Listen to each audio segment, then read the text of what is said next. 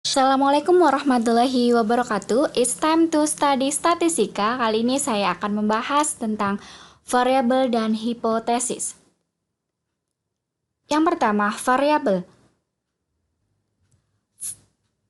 Variabel yang kita bahas mencakup variabel terikat, variabel bebas, variabel kontrol, variabel moderator, dan variabel intervening. Mari kita bahas terlebih dahulu tentang variabel terikat.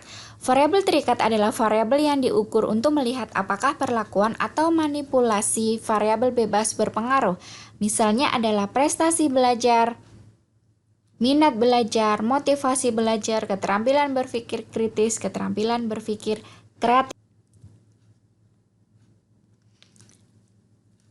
Misalkan prestasi belajar ini adalah sebagai variabel terikat.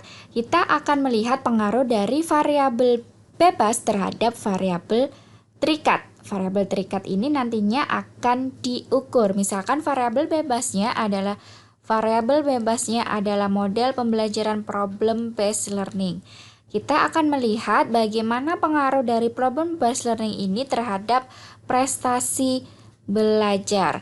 Prestasi belajar di sini variabel terikat yang akan diukur. Setelah siswa belajar menggunakan model pembelajaran problem based learning, kemudian siswa akan diukur prestasi belajarnya. Diukurnya bisa menggunakan tes ataupun non tes. Maka di sini prestasi belajar sebagai variabel terikat.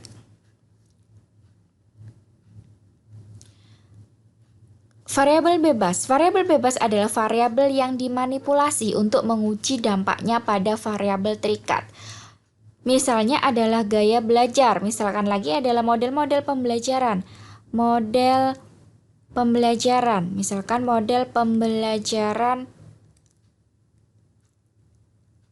Jigsaw, cooperative learning, model Project Based Learning, PJBL, dan sebagainya. Metode-metode pembelajaran juga biasanya pendekatan, strategi, metode tanya-jawab, metode eksperimen, dan sebagainya. Nanti kita lihat bagaimana variabel bebas ini berpengaruh terhadap variabel terikat. Bagaimana dampak dari variabel bebas ini terhadap variabel terikat. Contoh dalam kehidupan sehari-hari kita misalkan memberikan pupuk ke tanaman. Pupuk di sini adalah sebagai variabel bebas. Kita akan memanipulasinya. Misalkan diberikan 2 sendok. Pupuk 2 sendok, 4 sendok, dan 6 sendok. Ketika diberikan 2 sendok, ini ada tanaman, bagaimana pertumbuhannya? Kemudian ketika diberi 4 sendok pupuk, bagaimana pertumbuhan tanaman tersebut? Ketika diberi 6 sendok pupuk, bagaimana pertumbuhan dari tanaman? Maka pupuk di sini adalah sebagai variabel terikat, sebagai variabel bebas, sedangkan tanaman adalah sebagai variabel terikat yang akan diukur nanti bagaimana berapa panjang pertumbuhan dari tanaman ini ketika diberi pupuk 2 sendok, 4 sendok, dan 6 sendok. Maka di sini adalah banyaknya sendok ini adalah yang dimanipulasi pupuk. Variabel bebas. Dan tanaman adalah variabel terikat yang bisa diukur berapa panjang tanaman ketika diberikan pupuk. Nanti diukur berapa senti, seperti itu. Selanjutnya adalah variabel kontrol. Variabel yang berkaitan dengan variabel terikat dan variabel bebas dan memiliki dampak. Misalkan variabel IQ berpengaruh terhadap prestasi belajar sehingga harus dikontrol. Jadi jangan-jangan kalau misalkan prestasi belajar meningkat itu bukan karena pengaruh dari variabel bebas. Memang karena IQ anak itu tinggi. Misalkan lagi selain IQ adalah kemampuan awal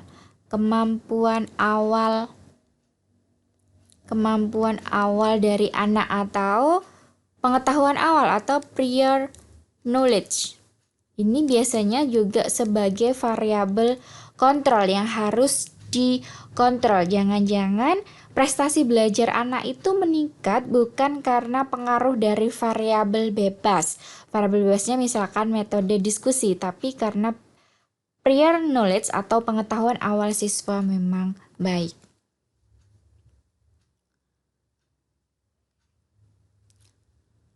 Selanjutnya variabel moderator, variabel yang berkaitan dengan variabel terikat dan variabel bebas tetapi tidak memiliki dampak.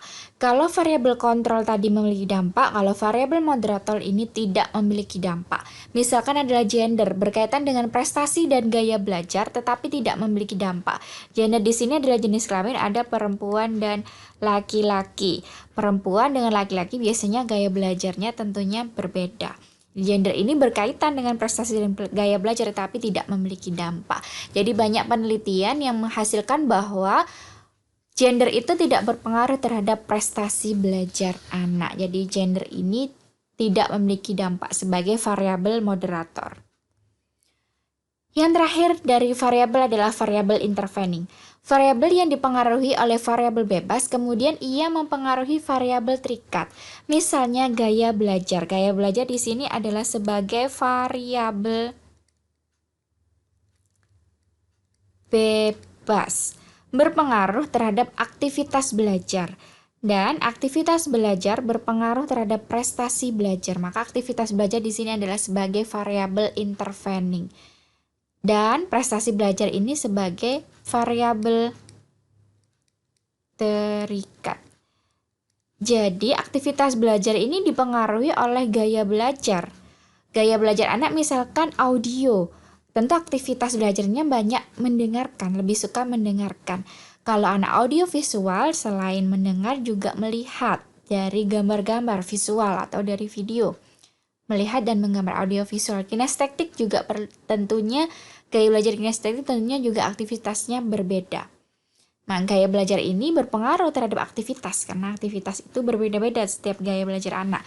Dan aktivitas ini berpengaruh terhadap prestasi belajar sehingga aktivitas belajar dikatakan sebagai variabel intervening.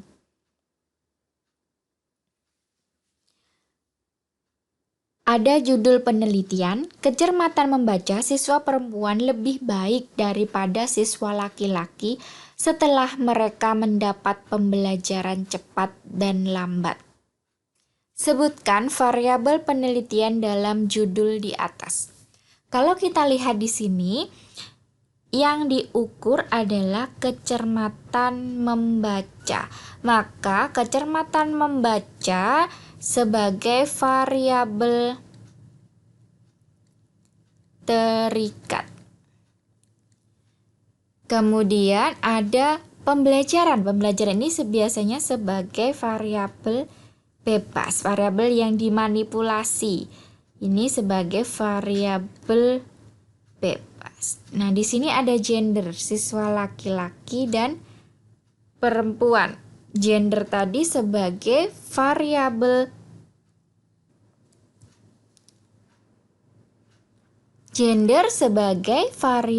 moderator. Jadi ini sebagai variabel moderator. Jadi nanti variabel bebasnya adalah yang dimanipulasi bagaimana setelah siswa mendapatkan pembelajaran cepat dan lambat, bagaimana kecermatan membacanya. Kecermatan pembacanya ini nanti yang akan diukur sebagai variabel terikat dan ada perempuan dan laki-laki sebagai variabel moderator. Jadi dalam beberapa penelitian itu ada yang nampak variabel bebas, variabel terikatnya tentunya biasanya nampak. Kalau variabel kontrol terkadang tidak nampak dalam judul. Selanjutnya adalah pengaruh metode diskusi terhadap prestasi belajar IPS. Sebutkan variabel penelitian dalam judul di atas. Kalau dari judul ini tampak pengaruh metode diskusi. Metode diskusi ini tentunya sebagai variabel bebas.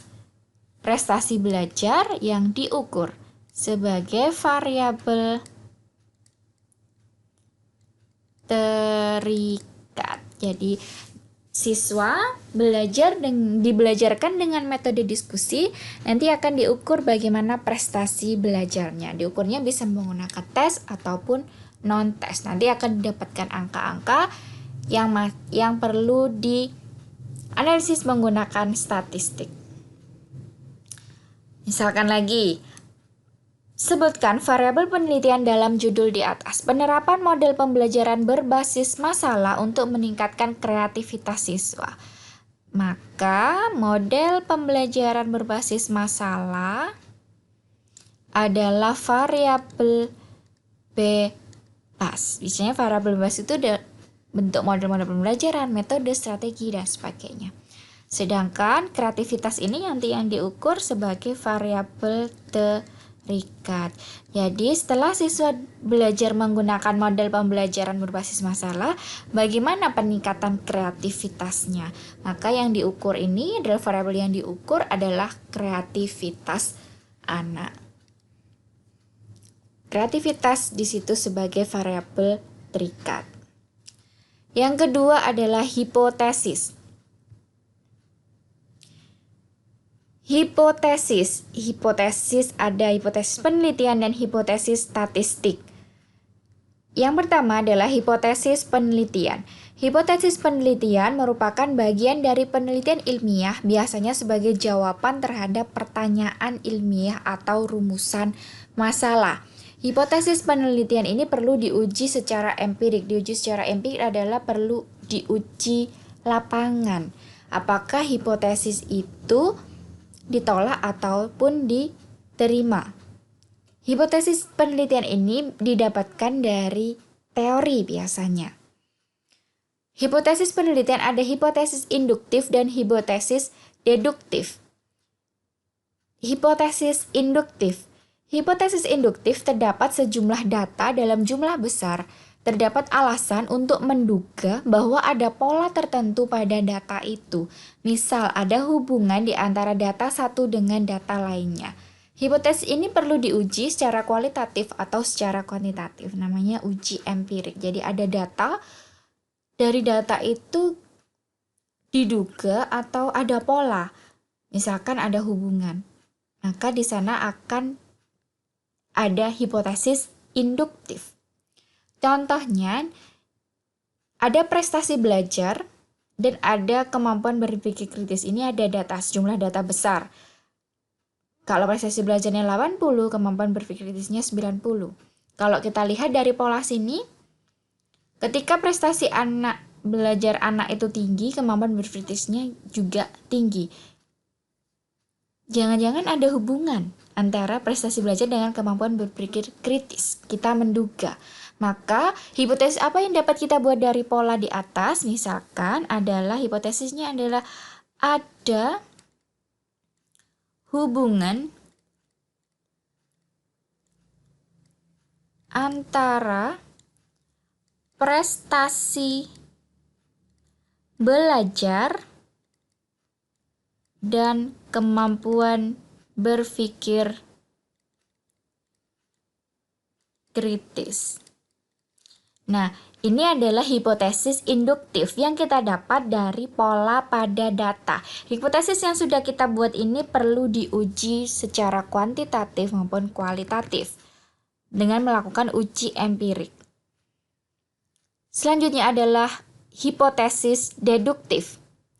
Hipotesis deduktif ada pertanyaan ilmiah berupa rumusan masalah secara deduktif melalui teori atau hukum ilmiah. Ditemukan jawaban ilmiah terhadap rumusan masalah itu. Jadi jawabannya berangkatnya dari teori. Jawaban ilmiah ini dikenal sebagai hipotesis deduktif. Hipotesis deduktif ini perlu diuji secara empirik melalui cara kualitatif ataupun cara kuantitatif. Contoh rumusan masalah. Apakah terdapat perbedaan prestasi belajar IPS antara siswa yang dibelajarkan dengan metode diskusi dan metode tanya jawab? Ini adalah rumusan masalah, maka hipotesisnya adalah jawaban dari rumusan masalah. Hipotesis penelitiannya adalah ada perbedaan prestasi belajar IPS antara siswa yang dibelajarkan dengan metode diskusi dan metode tanya jawab. Dari mana hipotesis penelitian ini didapatkan adalah dari teori. Dan ini harus dilakukan uji empirik untuk menguji apakah hipotesis penelitian ini benar, diterima ataupun ditolak. Nanti yang diuji adalah H0. Nanti H0-nya bisa ditolak ataupun diterima. Nanti kita pelajari mengenai H0 dan H1 di hipotesis statistik. Hipotesis statistik, jika pengujian hipotesis dilakukan melalui statistika, maka diperlukan hipotesis statistik. Disusun hipotesis statistik yang sesuai dengan rumusan hipotesis penelitian. Hipotesis statistik berbicara tentang parameter populasi sehingga perlu dicari parameter yang sesuai dengan rumusan hipotesis penelitian. Pengujian hipotesis statistik dapat dilakukan secara parametrik dan non-parametrik. Nanti mengenai parametrik dan non-parametrik kita bahas di bab-bab selanjutnya. Ukuran parameter, misalkan untuk mean, parameter populasinya adalah mu. Standar deviasi adalah sigma.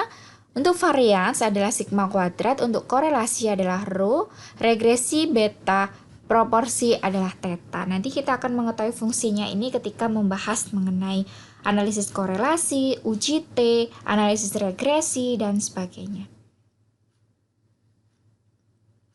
Hipotesis 0 dan hipotesis alternatif. Hipotesis 0 atau H0 menyajikan alat statistik penting untuk pengujian statistik inferensial. Statistik inferensial adalah statistik di mana kita akan mendapatkan sebuah kesimpulan. Hipotesis alternatif H1 biasanya menyajikan hipotesis penelitian yang berkaitan dengan kajian. Jadi hipotesis yang ada perbedaan antara prestasi belajar siswa yang belajar dengan metode ceramah dengan metode diskusi nanti sama dengan hipotesis alternatif ini, menyajikan hipotesis penelitian. Yang perlu diuji adalah dalam statistik adalah H0. Nanti H0-nya bisa ditolak ataupun diterima. Kadang dalam berbagai sumber buku, hipotesis alternatif tidak dituliskan sebagai H1, jadi bisa dituliskan sebagai H1 atau HA, sama saja. Hipotesis 0 dan hipotesis alternatif misalkan pada perbandingan antar kelompok atau eksperimental dan causal comparative studies. H0 tidak ada perbedaan antara rata skor kelompok-kelompok. H1-nya ada perbedaan antara rata skor kelompok-kelompok. Jadi untuk H0 itu tidak ada. Kalau H1 ada perbedaan. Tuh kalimat belakangnya sama. Untuk hubungan antar variabel, correlation dan regression studies, H0-nya tidak ada hubungan. Karena ini korelasi adalah hubungan, tidak ada hubungan antar variabel-variabel yang dikaji. Untuk H1-nya terdapat hubungan antar variabel-variabel yang dikaji. H0-nya tidak ada. Kalau H1 atau hipotesis alternatifnya HA terdapat hubungan. Atau ada hubungan, juga sama saja. Rumusan hipotesis penelitian berbentuk kata-kata, biasanya tidak menyebutkan besaran statistik. Rumusan hipotesis statistik berbentuk rumusan parameter, dan pada umumnya dilakukan melalui notasi atau dalam hal tertentu melalui frasa pendek. Jadi kalau dikatakan perbedaan dari hipotesis penelitian dan hipotesis statistik terletak pada bentuk rumusannya. Kalau hipotesis penelitian dirumuskan dalam bentuk kata-kata, kalau hipotesis statistik dalam bentuk rumusan parameter.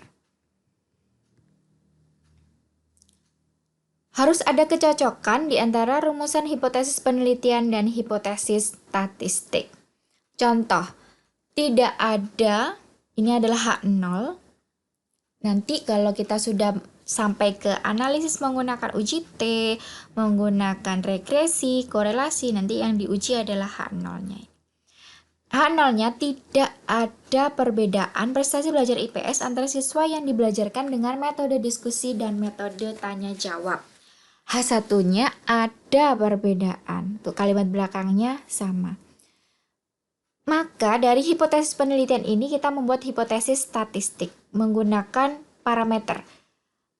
mu1 sama dengan mu2. Karena di sini disebutkan tidak ada, kalau tidak ada itu berarti sama dengan. Ada perbedaan, maka kalau ada perbedaan itu tidak sama dengan. Berarti ada yang berbeda, tidak sama.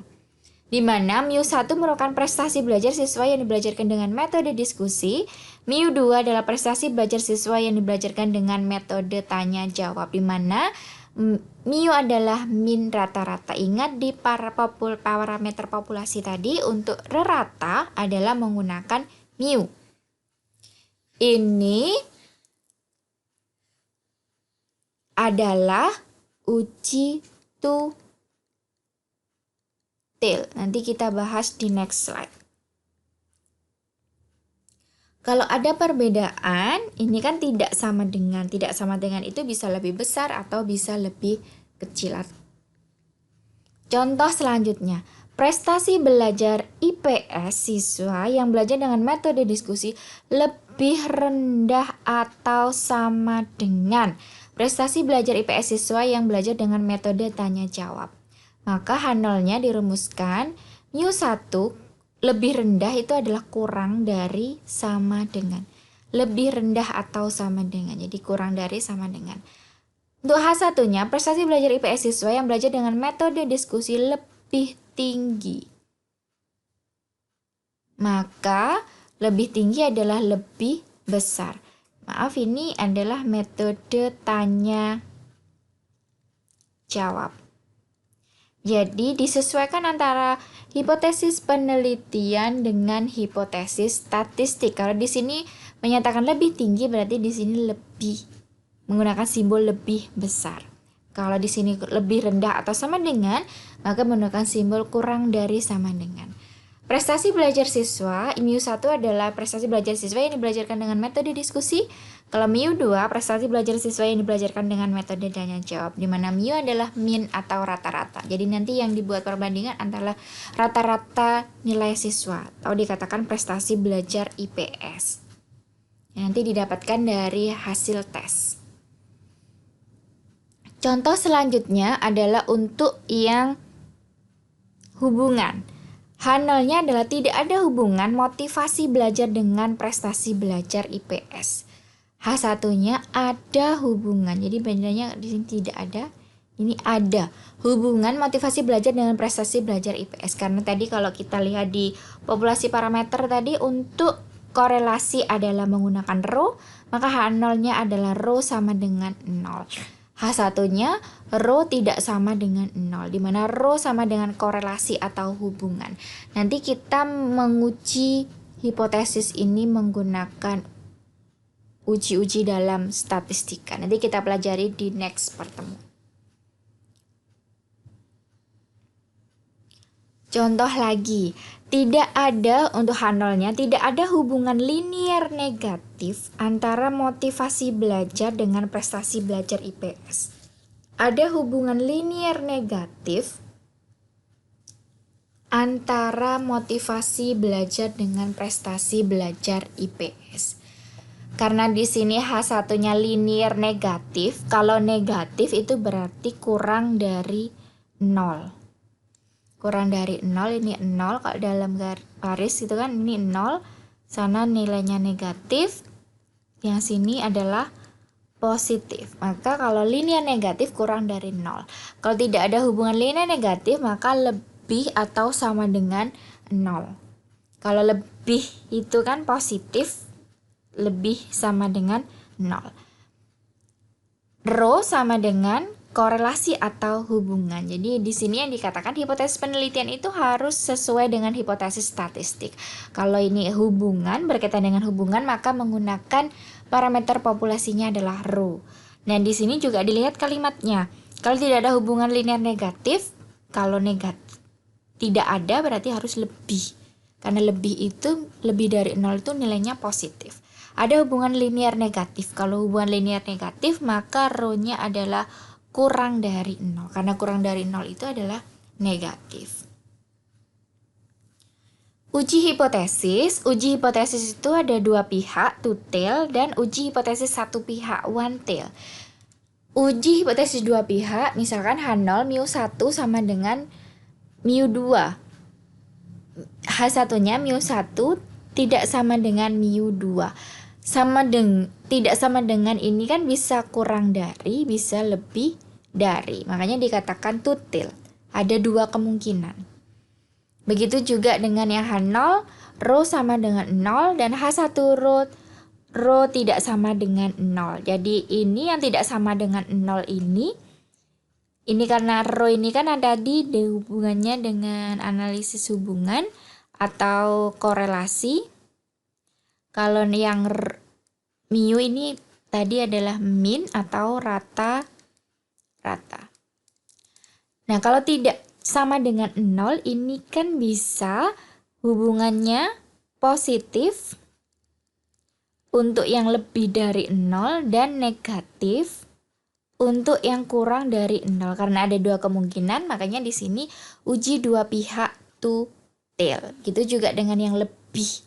Tidak sama dengan bisa kurang atau bisa lebih. Sedangkan yang satu pihak atau one tail H0 mu1 kurang dari sama dengan mu2. H1-nya mu1 lebih dari mu2. Misalkan lagi mu1-nya kurang dari mu2 juga bisa. H0-nya untuk yang hubungan rho lebih dari sama dengan 0 atau H1-nya rho kurang dari sama dengan 0. Ini untuk yang hubungan, kalau kurang dari 0 hubungan negatif.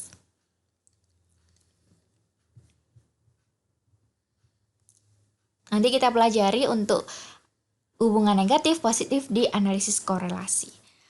Uji hipotesis, tujuan pengujian hipotesis statistik adalah pengambilan keputusan tentang parameter. Keputusan yang diambil mengandung resiko keliru atau terdapat kesalahan. Kesalahannya ada kesalahan jenis 1 dan jenis 2. Keputusan benar, hipotesis 0 benar dan diterima. Hipotesis 0 salah dan ditolak. Kalau benar diterima, salah ditolak, itu benar. Keputusan tidak benar ada kesalahan jenis 1, hipotesis 0 benar dan ditolak. Benar tapi ditolak. Kesalahan jenis 2, hipotesis 0 salah dan diterima. Jadi salah tapi diterima. Itu masuk ke dalam kesalahan jenis kedua. Nanti kita akan menemukan ini ketika kita mempelajari mengenai analisis-analisis menggunakan statistik. Uji-uji analisis menggunakan statistik. Nanti kita mempelajari menggunakan uji T, ANOVA, MANOVA, ada korelasi, regresi, dan sebagainya.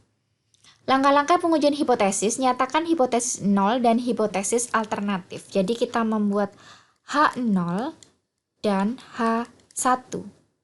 Atau H1 biasanya ditulis HA juga boleh. Dalam bentuk kata-kata hipotesis penelitian. Tentukan taraf signifikansinya.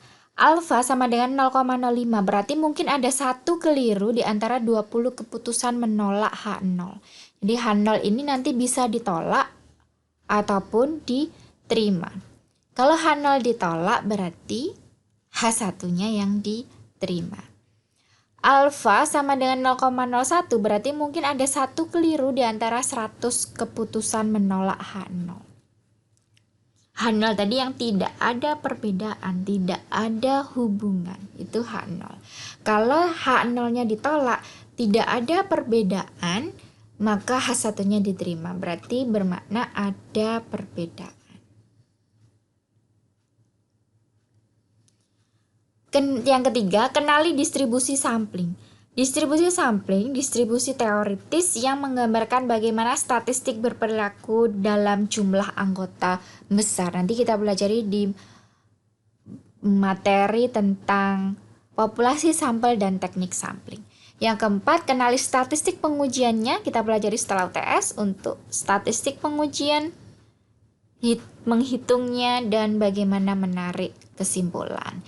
Yang penting hari ini mahasiswa bisa mempelajari variabel itu apa, jenis-jenisnya apa, dan hipotesis penelitian dan hipotesis statistik. Jadi hipotesis penelitian ada induktif dan deduktif, hipotesis statistik ada H0 dan H1 yang menggunakan parameter populasi. Terima kasih. Ada pertanyaan? Any question? Wassalamualaikum warahmatullahi wabarakatuh.